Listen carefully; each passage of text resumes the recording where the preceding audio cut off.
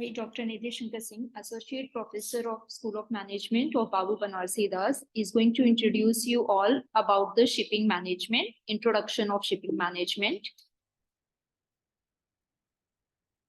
The preliminary program of shipping management, in this we will be going through types of ship, type of cargoes, ships operation, bulk chartering, tanker chartering, ship brokers, bill of landing, and charter parties.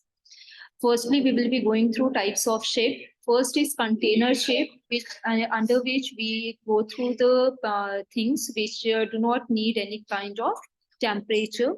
Easily we can go through it. And second one is tanker. Tanker is generally used for the liquid products. Bulker is used when we are transporting something in a bulk quantity, in a heavy quantity. Such ships are in a big size. And last one is offshore vessel, which is generally used for the fishing. There is three functions of the bill of lading. First is document of title, where we are going through regarding the documents, that which are the documents. For example, the first one is contract, that first we have to sign the contract. The contract gets signed between both the parties, the transportation, or we can say the shipping company, and the company who needs to transport their products. So first document which is in need is the contract which got signed between both the companies.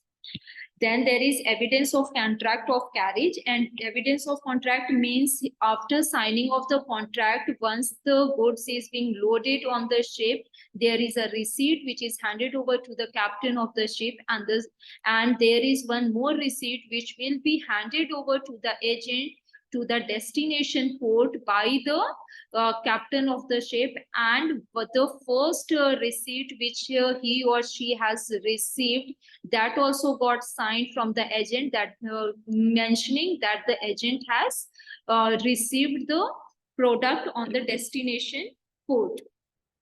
Then it is bill of lading as a receipt. As I told, that one receipt, there is two receipt with the captain of the ship.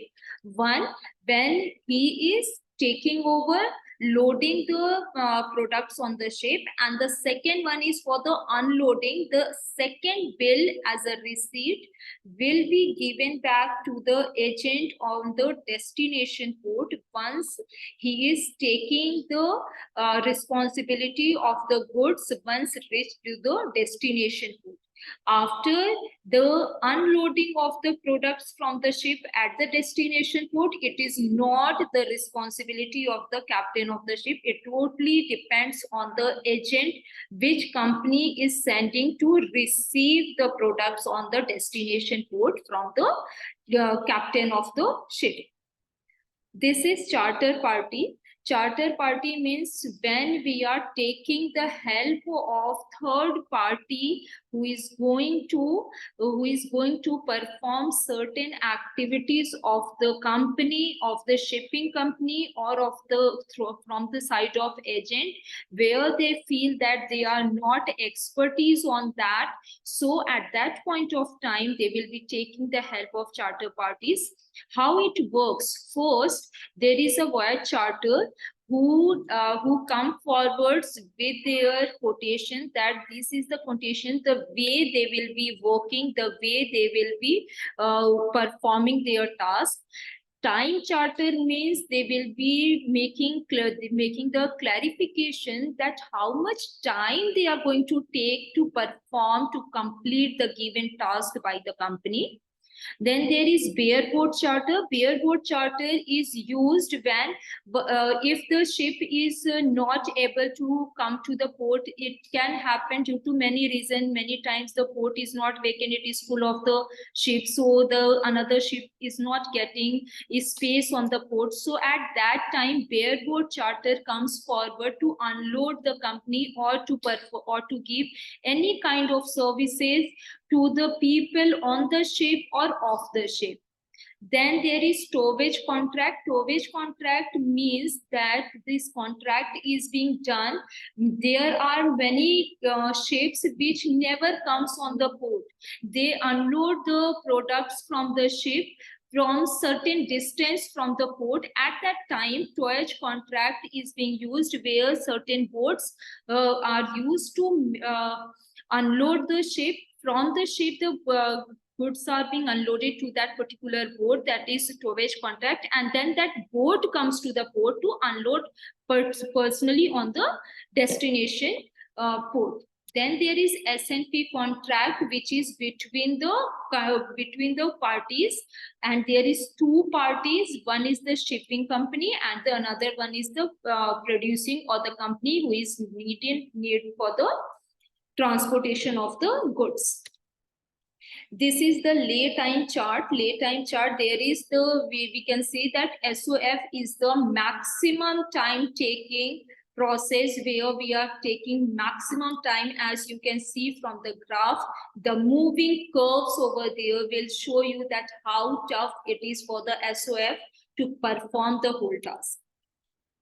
This is the change. This slide is particularly showing you the change in the shipping company over 5,000 years. That how it was, how they were performing, and now it is totally machinery. The things are just they have to set their graphs, that how much density, how much degree left, right, they have to move on, and the ship is moving on. There is no physical work. This is 5,000. This is the maritime trading centers. It is 5,000 years ago, where we can see that there is only 11 destination. Only 11 destination in which we are not in the sequence. The India is not in a sequence, but nowadays in India there are lots of ports where outside different countries ships also come and unload or load the products. There is liner and tramp shipping. This is the thing which was till the year 1950, where there was only three kind of ship: tramp shipping, cargo liners, and the passenger liners. But if we talk after 1960, we have bulk shipping, specialized shipping, container shipping, tanker. Lots of the ships are there. Total 14 kinds of ships are there in today's date, which are working all over the world. Now we will be going through that why container was invented. Generally, we have products of different criteria. Some are fragile, some are liquid, some needs a proper temperature, proper environment.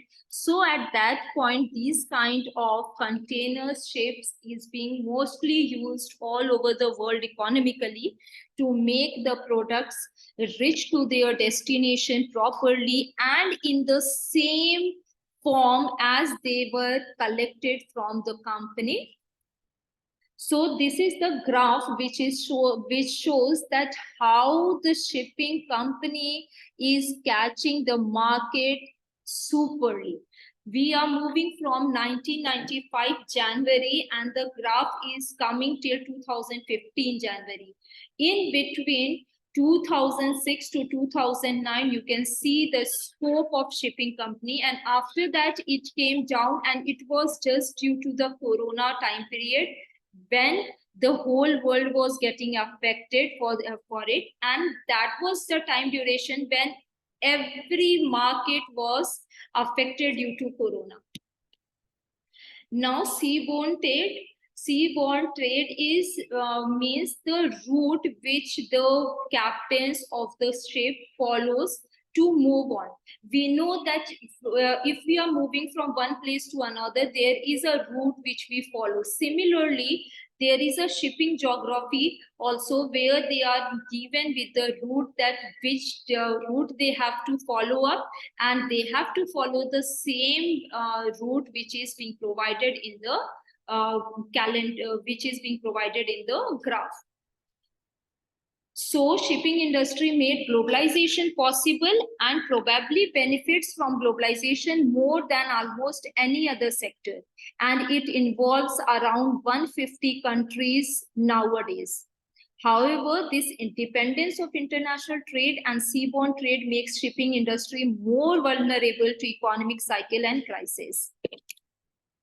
So global shipping market, there was S&P market, which I explained, and then demolition market, new building market, and freight market. Bulk shipping includes the liquid bulk and the bulk cargoes. The sizes of bulk cargoes are mentioned in this slide. There is 100 meter, which usually 150 to 180 meters long. Tankers are similarly mentioned in the slide. And plus major bulk cargoes are like liquid bulk cargo require tanker transportation. And overall, there are 5 major bulks like iron ore, grains, coal, phosphate, bauxite, like this. And minor bulks comes under steel products, steel scrap, cement, nitrogen, fertilizers, forest products, etc. If we are going to create the unit cost in shipping, this is the unit cost, the way we are going to calculate the unit cost, that is capital cost of the ship plus cost of operation of the ship plus cost of handling the cargo divided by parcel size. After this calculation, we will come up with the unit cost in the shipping. So key success factors for the owners are that fuel efficient vessel is to be used. There should be a good relationship and close contract with the main characters, and a good relationship with government also, and the political risk should be zero. Thank you.